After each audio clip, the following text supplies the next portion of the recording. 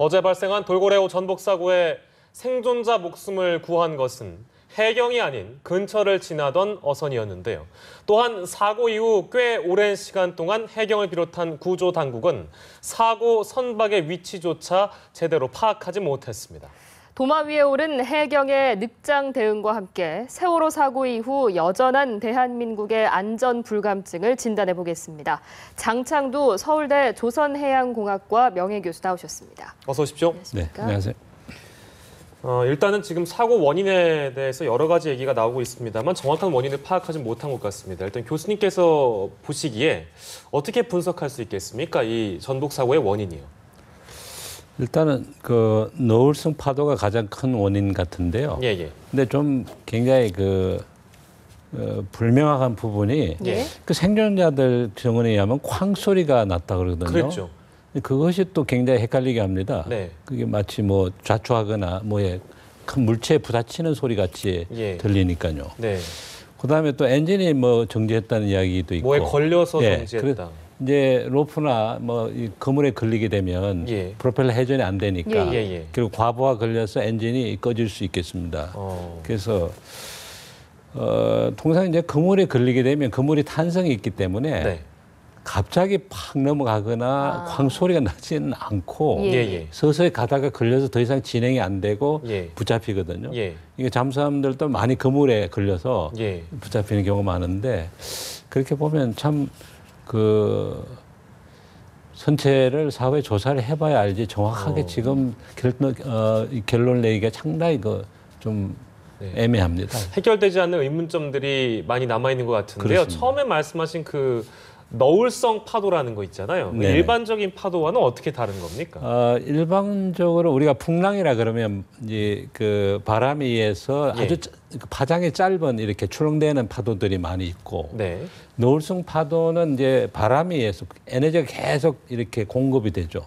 되게 이제 태풍이나 저쪽 근원지에서부터 계속 그 바람에 의해서 에너지가 공급이 돼서 파장이 굉장히 긴 파도입니다. 그리고 이 모습도 굉장히 둥그렇게 돼서 그야말로 넘실대는 그런 파도예요. 그러다 보니까 파장도 크고 상대적으로 파고도 크기 때문에 파고라 하시면 높이를 말씀하시는 거죠? 파도의 높이라든지 파장이 길기 때문에 배가 전복 사고를 당할 가능성이 상당히 많습니다. 이렇게 배가 전복됐는데 그 전복된 선체에 매달려서 10시간 넘게 버틴 생존자분들 3분이 계셨습니다. 어떻게 10시간 넘게 그곳에서 버틸 수 있었던 걸까요? 정말 초인적인 노력이죠. 사실 극한 상황에 가면 사람이 도저히 설명할 수 없는 힘이 나오는 거 아니겠습니까? 지금 뭐 정상적으로는 그 20도씨 정도의 수온에서 10시간 버틴다는 것도 참 쉽지 않은데 다행히 그분들이 그 로프를 잡고 그 교대로 이렇게 선체에 올라갔다 내려왔다고 했기 때문에 계속적으로 입수가 전신에 안 됐기 때문에 좀 버틸 수 있지 않았냐 그런 생각도 듭니다. 보도에 따르면 뭐 서로의 뺨을 또 때려주면서까지 버텼다고 하니까요. 정말 사투를 벌였다는 부분에 있어서는 참 안타까운 일이었던 것 같습니다. 근데 이제 이 사고가 벌어지고 나서 과연 대처를 훌륭하게 했느냐. 이 부분에 대한 지적이 계속해서 나오고 있는데요. 골든타임을 놓친 것이다부터 시작해서 여러 가지 문제점들이 언급되고 있습니다. 이 사고 후의 대처에 대해서 어떻게 보시는지요? 한마디로 여러 가지 악재가 겹쳐서 난 사고입니다. 그러니까 항상 사고가 날 때는 한 가지 악재 때문에 생기는 건 아니거든요. 이게 겹치거든요. 그래서 지금 보면 성선인원 관리도 이게 또 의무사항이 아니고 강제사항이 아니라니까 자율에 맡겨놓으니까 아무래도 제대로 좀 관리가 안 된 것 같고 그다음에 이제 그 구명조끼도 이게 참 문제인데요. 구명조끼가 지금 국회에서 8개월 동안 지금 구명조끼를 의무화시키자, 강제로 의무적으로 착용시키자는 법이 지금 잠자고 있습니다. 정말 그렇게 됐기 때문에 지금 선장이 필요시 착용을 권한다 이렇게 돼 있거든요. 그러니까 이제 그 당시 비가 오고 구명조끼도 막 젖고 이러니까 사람들이 아마 작용을 많이 안 한 것 같고. 그것도 반대로 얘기하면 선장이 생각하기에 뭐 조끼가 필요 없을 것 같으면 벗으셔도 됩니다라고 권고해도 된다는 얘기잖아요.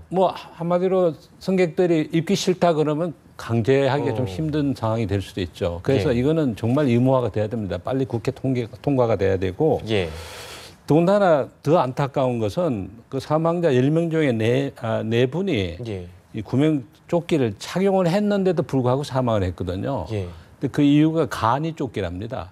이게 제대로 된 구명조끼라면 이 네 분의 희생은 막을 수 있지 않느냐, 최소한. 그런 의미에서 굉장히 이 구명조끼 착용이 의무화돼야 되고 제대로 된 구명조끼를 비치하는 그런 노력이 필요할 것 같고요. 그다음 뭐 골든타임 이야기를 참 많이 하는데 결국 그 동료배는 회항하면서 마지막 그 교신하지 않았습니까? 그래서 돌아갔는데 문제는 신고 접수가 1시간 뒤에 됐다 그러거든요. 저의 상식으로 이해가 안 갑니다. 왜냐하면 자기도 위험해서 돌아가자 그래서 돌아왔는데 1시간 늦춰서 신고. 근데 본인은 7시 50분에 했다고 또 그런 직접 주장도 찾아가서 하고요. 하죠. 그래서 접수는 또 1시간 뒤에 됐다. 이런 부분이 시간을 놓쳤죠. 그다음에 또 접수한 다음에 23분 정도를 또 전화로 확인하느라고 시간을 또 소비를 했고. 그래서 결과적으로 사고 후 2시간 지난 후에 수색을 시작한 것입니다. 그러니까 굉장히 안타까운 시간이 흘러버렸죠. 그다음에 이제 수색 지역에 관한 이야기는 뭐 또 다음에 또 물어보실 것 같군요. 그렇습니다. 지금 해경의 늑장 대응과 더불어서 그 해경이 일단 대응에 나서긴 했는데 엉뚱한 곳을 수색을 한 점도 지금 논란이 되고 있거든요. 그러니까 표류 위치를 잘못 파악한 거 아니겠습니까? 뭐 노력은 했는데 국립해양조사원의 그 표류 예측 시스템을 활용을 했답니다. 그게 이제 뭐 그 월별쭉 그 조류 통계가 나와 있고 거기에 따라서 이제 예측 시스템을 돌려서 해보니까 북동쪽으로 그 당시 바람도 북동쪽으로 불었기 때문에 그쪽에 주로 수색을 했다는 거 아닙니까? 그런데 사람이 만든 시뮬레이션 시스템을 저도 엔지니어지만 100% 신뢰하기 못 됩니다. 그러니까 항상 이런 안전 대책을 할 때는 최악의 경우를 상정을 해야죠. 지난번 다른 케이스도 마찬가지입니다. 항상 요럴 거라고 생각하고 낙관적으로 생각하면은 문제가 생길 수 있죠. 그러니까 폭넓게 수색을 했었더라면 하는 생각이 듭니다. 근데 궁금한 것은 그 선체 안에 위성으로 위치를 확인할 수 있는 그런 시스템들이 대부분 이제 갖추고 있는데 그거를 때에 따라서는 뭐 끌 수도 있고 켤 수도 있고 이런 어떤 작동 자체가 의무화된 법안이 없습니다. 이번에도 시스템은 있었죠. 그 VPS라고 어선 위치만 이렇게 발신 장치가 있었는데 그것이 불행히도 마지막 7시 38분에 신호가 중단이 된 것 같아요. 그리고 6분 후에 마지막 교신을 동료배 선장이 돌아가자고 하고서 그다음에 이제 그다음 상황이 이제 전혀 교신도 안 되고 실종이 돼버린 상태죠. 네, 복합적인 문제가 여러 가지 있었던 것 같습니다. 아까 이제 앞서 말씀해주셨습니다만 승선 원인이 일단 확인되지 않아서 혼선이 빚어졌는데요. 이게 의무화된 것이 아니기 때문에, 그러니까 얘기를 들어보니까 맨 처음에 22명이었다가 4명이 바뀌고 또 다른 3명이 탑승해서 그러니까 탑승객이 누구인지 전혀 확인을 못했다는 거 아니겠어요? 근데 이게 지금 대부분 민간적으로 진행되고 있는 부분입니다. 자율적으로 시행하기 때문에 강제적으로 확인하고 하지 않는 하는 절차를 거치지 않으면 그럴 수 있겠죠. 또 파악을 하는 주체도 해경이 아니라 뭐 민간인인 어촌 계장이나 이런 분들이 하신다면서요. 그 시스템도 고쳐야 될 것 같아요. 형식적으로 하는 부분이 이게 원래 비단 이 문제가 터지기 이전부터 있었던 걸로 알고 있는데 그렇다면 달라진 게 없는 거 아니겠습니까? 결과적으로 그렇게 됐죠. 알겠습니다. 지금 또 문제점으로 떠오르는 것 중에 하나가 이번 돌고래호 같은 경우는 낚시를 즐기러 가신 분들이었잖아요. 근데 낚시를 하시는 분들이 좀 위험한 곳일지라도 고기가 더 잘 잡히면 가겠다. 어떤 무리한 운항의 측면도 있지 않느냐 이런 문제도 제기가 되는데 어떻게 알고 계십니까? 그 부분이 굉장히 어려운 문제죠. 그러니까 이제 그 선장이나 이쪽에서는 영업을 하는 측면이고 고객의 요구를 참 묵살하기가 쉽지 않을 겁니다. 근데 그 부분은 국민 전체가 그 안전의식, 안전불감증에 대한 이 교육이 의식이 없기 때문에 그런 건데요. 네. 자신의 생명입니다. 그래서 이 부분은 아마 선진국처럼 어릴 때부터 안전교육을 철저하게 시켜서 몸에 배야 되지 않을까 그런 생각을 해봅니다. 그 위험에도 낚시하기 좋은 곳으로 간다라는 것은 그 선박 주인이나 아무튼 그거를 운행하는 분들께서 아시는 어떤 그들만의 포인트가 있는 건가요? 그렇기 때문에 손님들이 오면 그쪽으로 당연히 있다고 봐야겠죠. 낚시하시는 분들의 그 정보가 서로 이제 정보를 쉐어를 하니까 주고 받으니까 당연히 이쪽에 갔더니 많이 잡히더라. 그래서 강하게 요구를 할 수 있겠죠. 한간에서 어떤 언론에서 분석하기로는 이제 그 포인트가 노출되지 하지 않기 위해서 그 V패스라고 하는 거를 일시적으로 껐다가 그 포인트에 들어가서 다시 나올 땐 킨다는 얘기도 있더라고요. 그 부분은 어떻게 보세요? 잘 모르겠는데요. 예. 알겠습니다. 그래요. 아무튼 지금 제일 중요한 것은 추가 실종자가 발견되지 않고 있는 상황인데 지금부터 수색을 또 어떻게 해야 하는 건지 또 이 생존자의 발견 가능성을 어떻게 보시는지. 결국 수온이 한 20도씨라고 그러는데요. 결국 저체온증이 문제가 안 되겠습니까? 네. 그래서 상황에 따라 좀 다르겠습니다만은 보니까 짧게는 10시간에서 40시간까지 그렇게 보고 있더만요. 보니까 10시간에서 40시간. 예. 그러니까 상황에 따라서 개인의 또 체력이나 이런 것도 영향을 줄 거고 또 물에 완전히 입수돼 있느냐 아니면 좀 부분적으로 입수돼 있느냐 거기에 따라서도 다르고 하기 때문에 40시간이 거의 그 마지막 그 맥시멈 최대치 같대요. 그래서 거의 지금 마지막 라인에 오고 있지 않았냐. 좀 안타까운 시간이 흐르고 있습니다. 네, 알겠습니다. 저희가 이번을 계기로 어선 사고에 대해서도 다시 한번 되짚어보게 되는데요. 통계를 보니까 최근 5년간 바다에서 발생한 해난 사고 3건 가운데 2건이 어선이라고 합니다. 오늘 오전에도 사고가 발생해서 1명이 숨지는 일이 있었는데 유독 어선이 이렇게 안전관리에 사각지대에 있는 이유는 어떻게 볼 수 있을까요?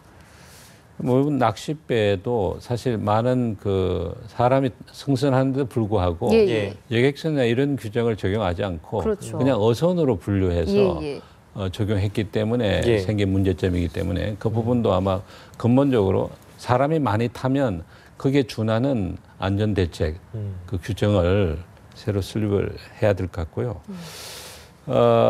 노후에서 생기는 문제도 있겠죠. 그런데 되게 화재 사고 같은 경우는 엔진이나 이런 쪽에 노후 때문에 오는 경우가 있는데 그런 경우는 그래서 좀 시간이 있습니다. 탈출하는데 지금처럼 갑자기 전복이 되면 거의 탈출 시간이 없어서 그다음에 두 번째는 영세성이 문제있죠.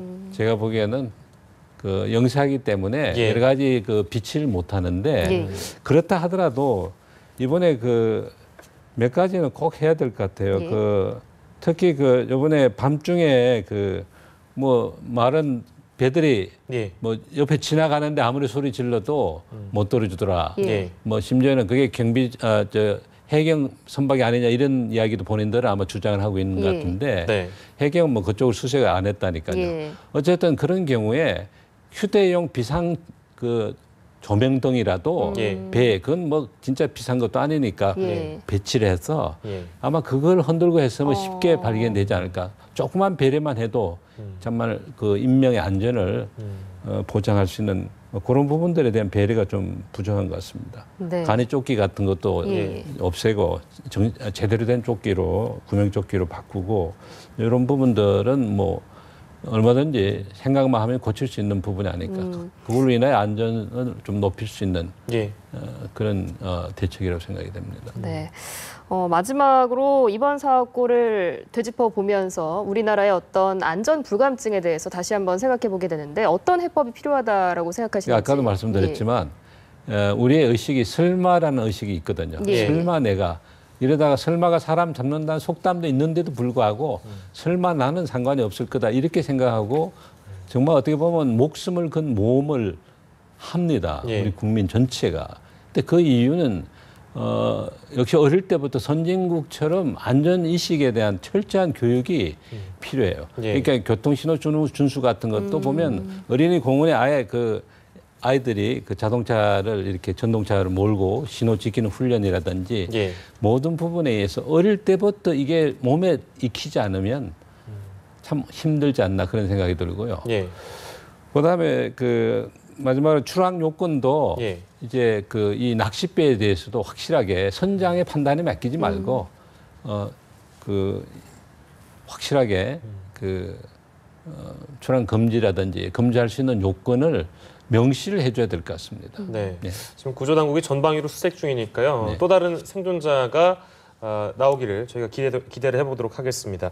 지금까지 장창두 서울대 조선해양공학과 명예교수였습니다. 고맙습니다.